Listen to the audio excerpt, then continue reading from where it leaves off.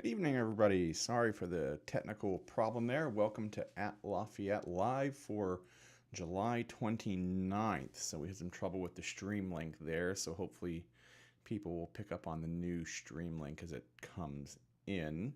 If you have watched the show before, you know the drill. In the chat, drop your name and location. Let me know where everybody is from. Let me know if you happen to have picked up on the last stream and found the new one. I don't think that YouTube let me copy the link from the previous ones, so hopefully everybody will check the channel out and see what's going on there. I'm going to go check my link real quick to see if that worked. I bet it didn't. Nope.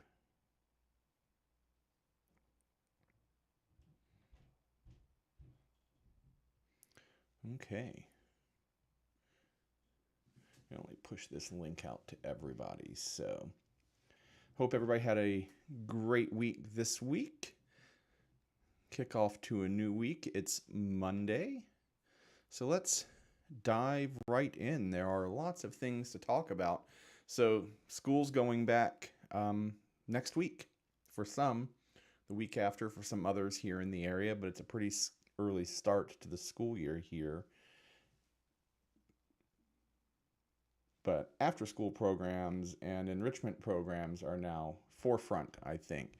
And one of the coolest is put on by the Arts Federation, TAF. It used to be the Tippecanoe Arts Federation, but they changed their names a few years ago. They serve several counties here in the area. So the Arts Federation, they have a really killer after-school arts program, and it's completely free. So let's check it out, and I'm just going to run down some of their classes, maybe all of their classes, because I think that they are really kind of that cool. So here we go. They have beginning and intermediate ukulele for grades 3 through 12, and these are on Wednesdays between September and the middle of November. For the beginners class, and the intermediate class will also be on Wednesdays. It looks like the beginners is first for an hour, followed by an hour of the intermediate. And I should mention, if I didn't already, that these TAF classes are completely free. So that being said, first come, first serve, go sign up now. It's theartsfederation.org if you want to go sign up for a class. Beginner guitar on Thursdays from 4:30 to 5:30. They have a movin' and groovin' dance class for kindergartners through second graders. A multimedia arts class, kindergarten through fourth grade, on Tuesdays from 5 to 6. 2D art on Mondays. 3D art on Thursdays. And finally, cooking on Tuesdays and Thursdays. So I think that's just a really awesome combination of classes that they offer. And on top of that, they're all free. I mean, so many classes like that cost $100, $150, $200 and more. And this one is completely free. So you should definitely go check that out, whether you're looking for some after-school care, a little bit of enrichment, you're into the arts, you want to be in the arts, go check out TAF. And I'll remind you, go hit the like and subscribe button. It helps the channel out a lot. Check out our more than 160 videos now on all things Lafayette, real estate, fun things to do in the area. But check it out and hit that like and subscribe button. What else is going on here in the area? What's going on with you guys? Anything fun? Getting ready for school? Are the kids excited? Oh, yeah, some are. Some aren't. I was always excited when it was time to go back to school, but I really enjoyed school. Next, this is the headline. $99 million I-65 widening project wraps up. There's a few more words to that headline.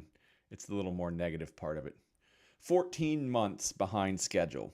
So if you've driven I-65 through Lafayette at all in the last year or two, you know that it's been constantly under construction. They've been widening it from 4 lanes, 2 in either direction, to 6 lanes, 3 in either direction, from the south of town to the north of town. They've been slowly working their way north, just to north of exit 178, the battleground exit, just a mile or so past that, and they have wrapped that up 14 months behind schedule for that kind of project is really not that surprising, considering all the supply chain restraints that we've had the last few years and all the weather stuff they've got to deal with. So let's give them a lot of grace there. But they're going to be finishing up the pavement cleaning and remedial work and getting the work sites cleaned up over the next few days and weeks. So they're basically done. So now 6 lanes all the way from the south end of town, just a few miles south of exit 168, to about a mile north of exit 178. So about somewhere between 10 and 12 miles of 6-lane highway all the way here in Lafayette. And pretty soon it's going to be I-65, 6 lanes all the way from Indy to Northwest Indiana. I drive both ways quite often, and the amount of 4-lane between here and Indianapolis is really kind of small. It drops off to 4 lanes, south of exit 168, but it picks right back up north of Lebanon. There's only somewhere between 10 and 20 miles left between the two towns. And the same thing's kind of true for heading north. It's not quite as far north. We finish off at about exit 178, 1 mile marker 179, heading north out of town. But it does pick back up to 3 lanes in either direction, 6 lanes total, a little south of Maryville, right about the Lowell area. So there's about 40 to 60 miles left there. But, there's a day in our future, might be a few years from now, 10 or 20 years, where it's going to be 6 lanes all the way. So what do you think about that? More lanes, good. More lanes, bad. I know the arguments for and against either way. We could definitely use more mass public transit here in the area and in the United States generally. I mean, all sorts of things: light rail, high-speed rail, buses, all of it. We need more. But in the meantime, adding a few more lanes to I-65 is not the worst thing in the world. Don't forget that I'm Geoff Gooch, your local Lafayette real estate resource of choice with the Russell Company, powered by App Properties. And if you're interested in home here in the Tippecanoe County area, please go check out all of my information. It is here in the QR code below, or you can text or call me right here. All right, moving right along. This is a really positive story. This one is really cool.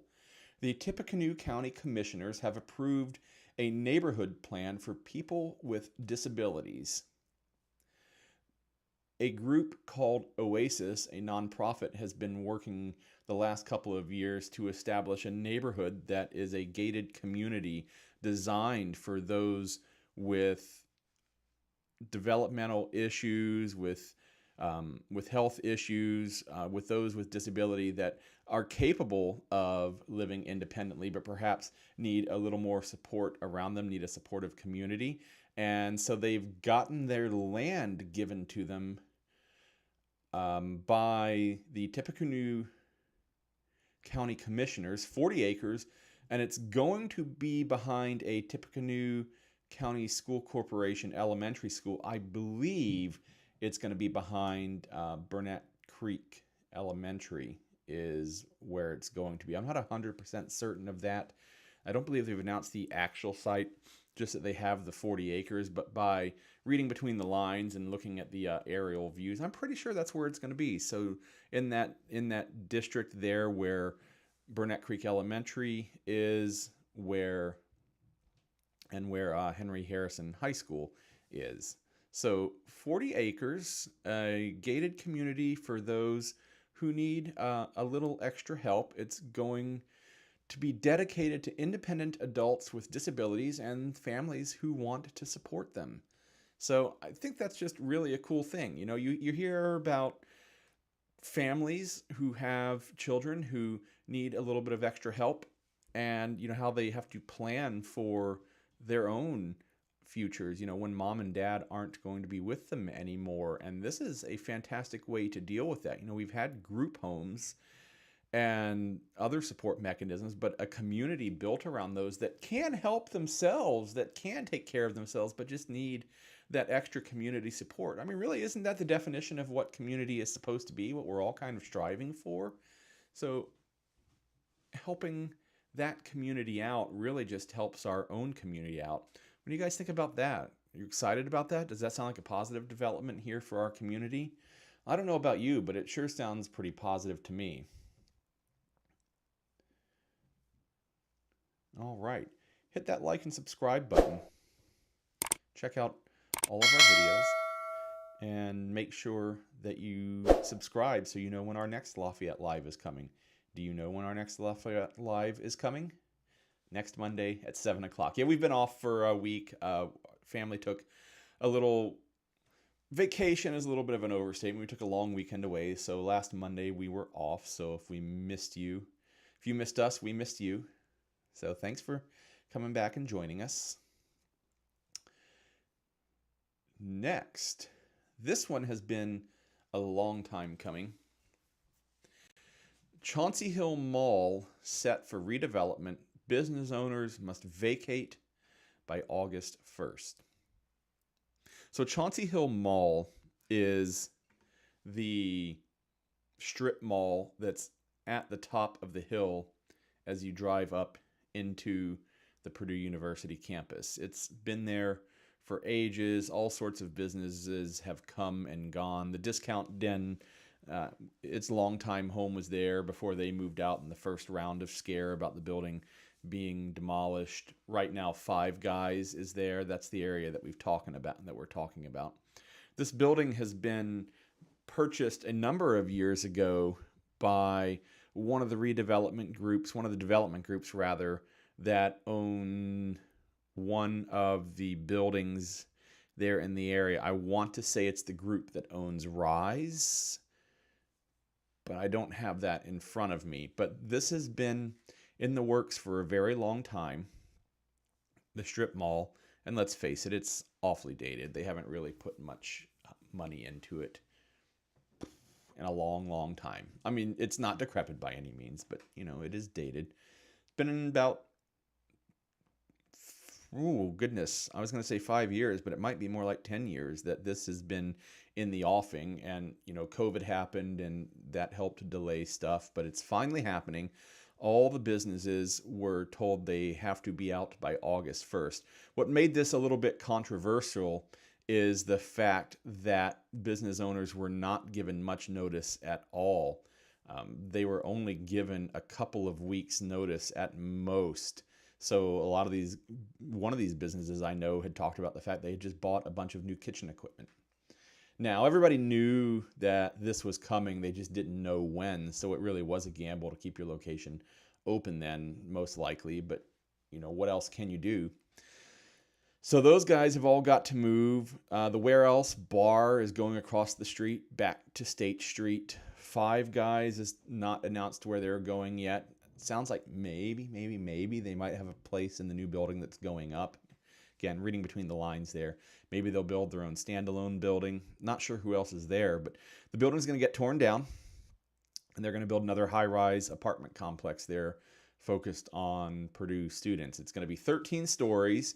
It's going to have green space in front where the parking lot is right now, so we're going to lose a little bit of parking there in the area, but that was retail parking that was dedicated to the Chauncey Hill Mall. I mean, the signs all around, if you're leaving the property, you're going to be towed, that sort of thing. So we're not really losing resident parking or student parking or anything like that. That was retail parking that was assigned to that. And that's all, I think, in the effort of making the Purdue campus fringe a little more of a walkable neighborhood area. They've been, moving traffic away from the State Street area so that it flows around campus instead of through campus. So it's really kind of the next step in that.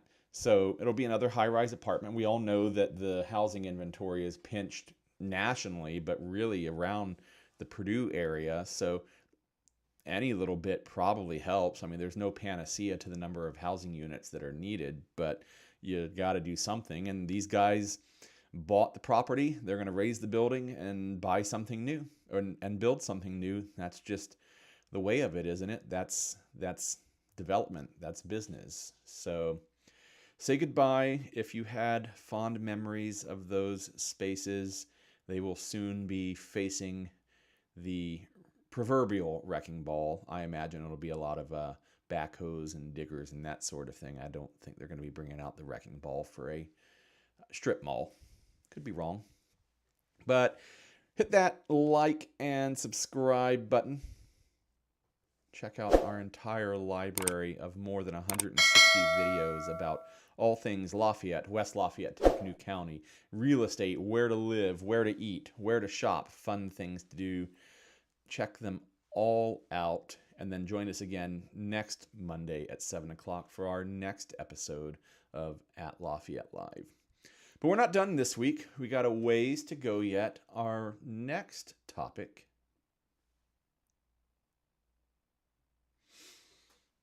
looking at all my screens, making sure the stream's still going good.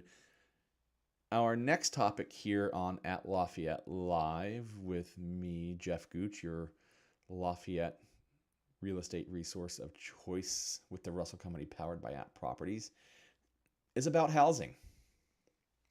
But it's not our normal wrap-up topic looking at some interesting area of real estate here in the Tippecanoe County area. It's not the most expensive houses. It's not the biggest houses. It's not houses with pools or any of those sorts of things.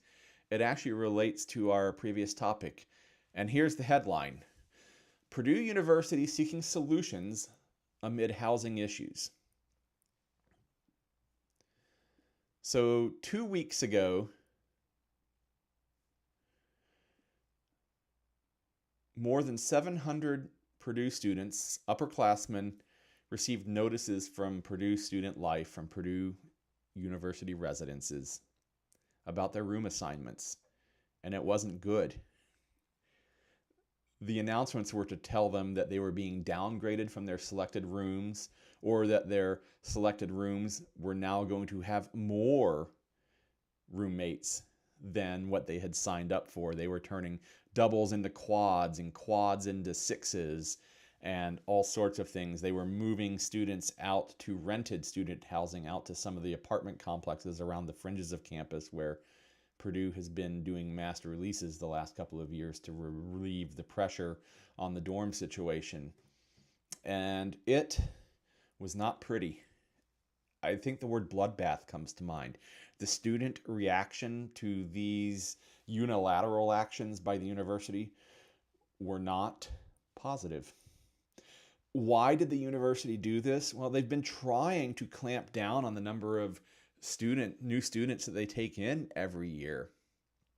And every year they're surprised that they get more and more and more. And they're making the acceptance process more and more stringent, but they seem to be getting more and more applications that meet those stringent requirements, and they're going over. And this year, I believe the statistic was that they were aiming for 300 fewer than their numbers in the past. But they wound up 1,600 students over. So that's a spread of almost 2,000 people that now they're having to wedge in to housing, into student housing. And that's a broad term, because there's student housing that are the dorms that you might think of when you think of a college, those tiny rooms with roommates and communal bathrooms. There are some premium products at student housing that are a communal living area with private bedrooms off of them. There is what used to be referred to as married student housing, the Hilltop apartment complexes that are one time or another were aimed at married students, but now that's just general student housing. there are fraternities and sororities which are not, controlled by Purdue University, but are related and do have something to do with the number of students that they can fit in at any given time. And then, like I said, Purdue has been doing master leases on buildings like Rise and all of these other surrounding apartment communities and putting students into them as if they were a dorm. And I believe they are still trying to provide them that support mechanism that they would get in a dorm, with resident assistance and all of that. But the pushback from especially freshman students and parents is that they want that on-campus experience, that they want to be in a dorm, that they want those learning communities. So when they're being forced out, it's not a positive. But if that's not important to you, I have another proposal for you to think about. We do get a lot of people watching the channel, watching the show, that are coming to the area, whether it is because they're relocating for a job. Perhaps they're relocating for a job at Purdue University. Perhaps you're a new professor, staff member, administrator, but certainly students and their parents. They're looking for information about Lafayette and West Lafayette. And if you're one of those, if you are either an undergrad or a parent of an undergrad, or if you are what I jokingly refer to as an overgrad, if you are a master's student or a doctoral student of any kind, there is a third possibility, because possibility number one, student housing. Possibility number two, a rental, whether that's an apartment or single family home. But let's talk about the possibility of number three. How about thinking about purchasing a home?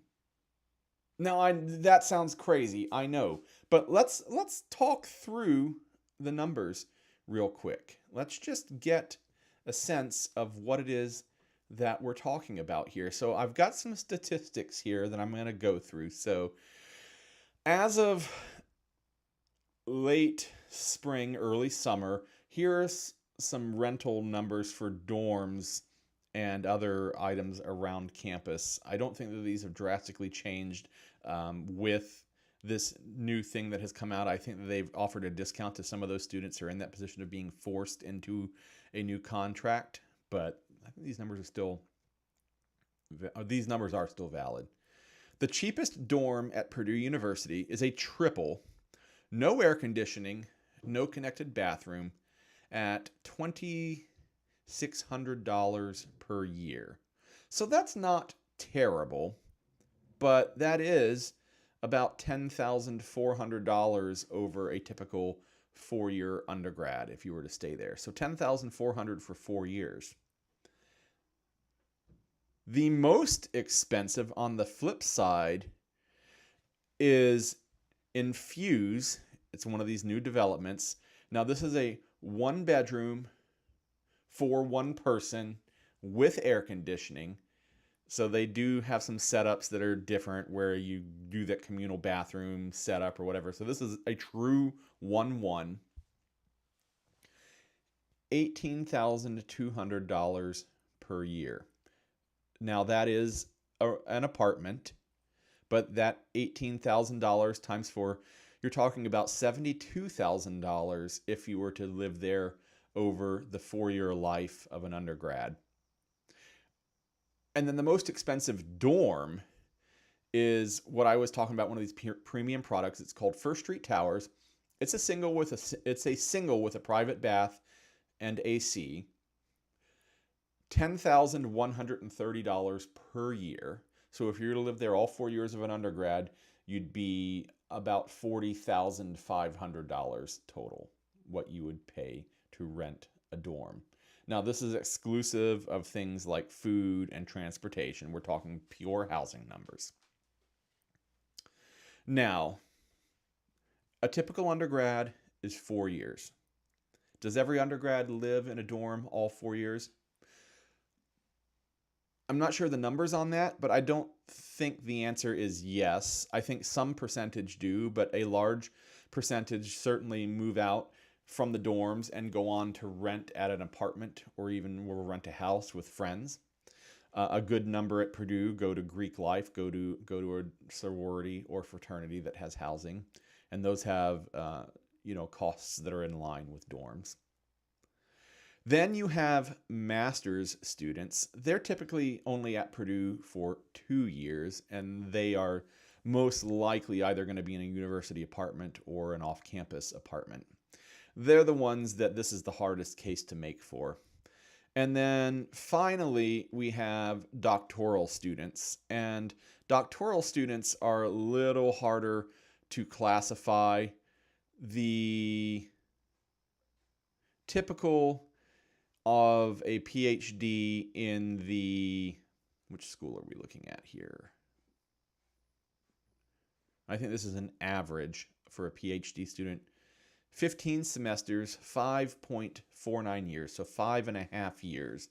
51% complete inside of 6 years, their PhDs at Purdue University. So if you're here just for a PhD, you're here for 6 years. So if you're renting an off-campus apartment at, the number is, at $18,000 a year, 18,000 times 6, I'm going to get out my calculator so I don't do this in my head. I should be able to. 18,000 times 6 years. $108,000. That's a whole lot of money that you're just throwing away. This is that typical, do you rent or do you buy? Do you invest in yourself?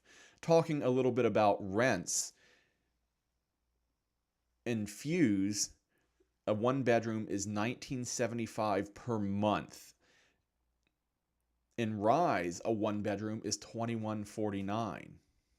In West Lafayette, the median rental price is $1,900 per month. That is the median. That means that half of rentals cost more than the $1,900 and half of rentals cost $1,900 or less. In Lafayette, you get a bit of a discount. The median is only $1,200. So $1,200 is the middle point. So half of all rentals are $1,200 or more, and half of all the other half are $1,200 or less. So let's do some math there. $1,200 times 12, right, for a year, $14,000 a year, $14,400. If you're here for an undergrad, almost $60,000. If you're here for a doctoral degree for the full 5.5 to 6 years, you're talking around $90,000 in Lafayette. Let's talk about sales prices of houses. Should you buy a house? Can you buy a house? Well, the median sales price in West Lafayette this was either May or June, was $307,000. The median sales price in Lafayette was $225,900. Call it $226,000. So with 3.5% down in West Lafayette, your monthly payment would be about $2,500. In Lafayette, your payment would be about $1,276, about $1,300 based on 3.5% down. So in Lafayette, those numbers make a whole lot of sense. You're paying $1,300 a month. That median rent is about $1,200 a month. So it costs a little bit more, but you're investing in yourself. If you're here for 6 years, you're getting that $90,000, $100,000 paid into the equity of your own home, of your account. If you live in rented housing, whether it's a dorm or an apartment or single family house, no matter what it is, you're paying that to a landlord and you're not getting anything back. Think about it. At the end of 4 years, $60,000, you go out and your house has, appreciated. Homes tend to appreciate. There is no guarantee, but homes tend to appreciate. Your home will have appreciated in value and you'll have $60,000 in equity, which means that when you go to move to the next place, if you're graduating with a degree to that job, you're going to have equity to go buy a house in your next destination, in the next big city you want to live in the next rural town you want to live in, wherever it might be. I think it just makes complete sense to at least entertain the idea of buying a house. Housing is expensive, and what Purdue University students are having to face is not easy. The university doesn't have it easy. They're trying to make the best of a bad situation, and that's leaving a lot of people in the lurch, so you should consider it. Now, how do you come up with that down payment? That's a little harder to solve. It is not impossible to solve, but there are all sorts of programs out there. We think about the typical down payment of 20%. The typical down payment of 20% is not so typical. It is for a conventional loan. But there are many programs that have a 10% down payment. And one of the most commonly used loans is called an FHA loan, the Federal Housing Administration. And they are designed to get people into houses, typically first-time homeowners, but it can be first-time homeowner in a particular area. There are some rules around that, but I can talk you through that with in combination with one of my great colleagues here in the mortgage industry, and I'd be happy to connect you and have those conversations. But 3.5% is a very typical number, and so yes, you still have to come up with money. You're talking about $3,500 for every $100,000 of house. So let's go to Lafayette, where the median was $225,917 times 3.5%. You got to come up with $7,900 plus some closing costs. You got to come up with about $10,000. Can you come up with $10,000? Maybe. It can be gift funds from family, from parents. You were going to put that money into renting anyway, so there are ways to do it. And there are down payment assistance programs that can bring your down payment down to as little as 0%. Not everybody qualifies for them, but you might be surprised that a lot of students do, because a lot of them are actually income and history based. So it's at least worth the conversation. Does it make sense for a freshman? Well, maybe, maybe not. I mean, if you're a freshman and your family is in a position to help you out with a down payment and they can help you invest in your future, then being here for 4 years, yeah, I think it might make complete sense. Does it make sense for a master's student that's going to be here for 2 years? Probably not. Does it make sense for a doctoral student, for a PhD student who's going to be here for 6 years? Yes, it does. And then what about that super student who's going to do all of their degrees at Purdue? They're going to do 4 years of undergrad, 2 years of master's, and 6 years of PhD. 14 years here at Purdue. Well, guess what? You're 1 year away from paying off a 15-year mortgage, or you're almost halfway to that 30-year mortgage. So should you do it? Should you buy a house in Lafayette or West Lafayette if you're a Purdue student? We should at least talk about it. So why don't you reach out? My information is right here below. Give me a call, send me an email. All of my digital information is here on the QR code, so check that out. Send me a message. I'm Geoff Gooch with the Russell Company powered by App Properties, and I'd love to be your local Purdue real estate resource of choice. Please reach out to me. And before we go tonight, I have one more bonus topic. So we've done real estate. Let's do some fun stuff. Real estate's fun. I'm a realtor. It's a lot of fun. But let's do a fun, not real estate thing, all right? So let's get rid of some graphics here. The farm at Prophetstown. If you have never been, this is an early 20th century farm at Prophetstown State Park. It is inside the state park gates, but it is separate from the state park. You have to pay admission to get into the state park, but they have a $50 annual pass. Highly recommend it. Highly, highly, highly recommend it. But the farm is a working 1910, 1920s farm. Goodness, one of my best friends said on the board, I think I should know the exact year, but early 20th century farm. They've announced some really cool, they always have cool events, but they just announced a couple. First off, they're going to be serving lunch every Friday starting August 2nd, so that's this coming weekend from 11 to 2. So if you're looking for an interesting lunch here in the Lafayette area, if you want to get away from campus for a weekend, pop up there for a little camp out, or just pop out there for lunch, go check them out for dinner. So that's number one with them. Second, they're going to have a ice cream social set to the period on August 3rd. So go get your lunch on Friday, then go get your ice cream on Saturday at 12 p.m. on August 3rd up at the farm at Prophetstown.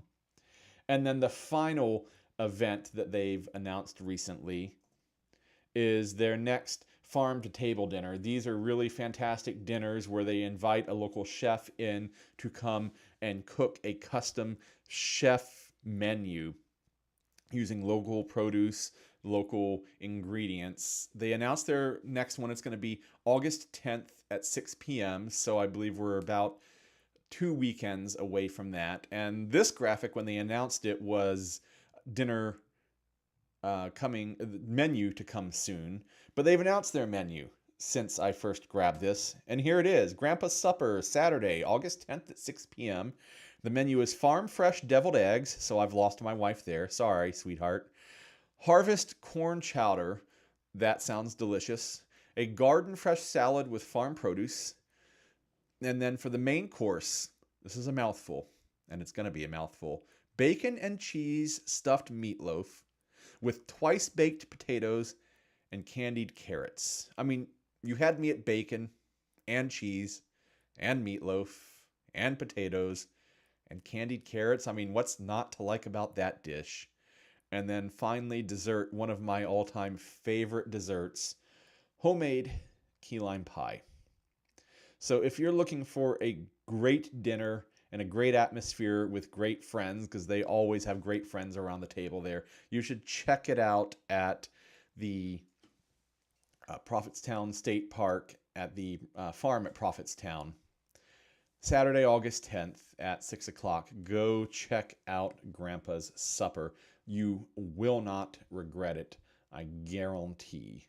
All right, so thanks for joining us here for At Lafayette Live here, July 29th. Sorry about the technical difficulties. Thanks for sticking with us. Don't forget, we'll be back again next week. I don't think I'm going to be on any vacations. Next week for our first episode of August, where we'll probably start to recap some of the back-to-school events going on here around Lafayette. And don't forget, I'm Geoff Gooch, your local Lafayette real estate resource of choice. I'd love to help you out with home here in the area, whether you're buying or selling. Please reach out. All of my contact information is below. Leave a comment down in the comments about any of the things that we've talked about tonight. Let me know what sounds fun, what you're going to be doing in the area. Drop some tips for things that you'd love to hear us talk about. And until next week, we'll see ya.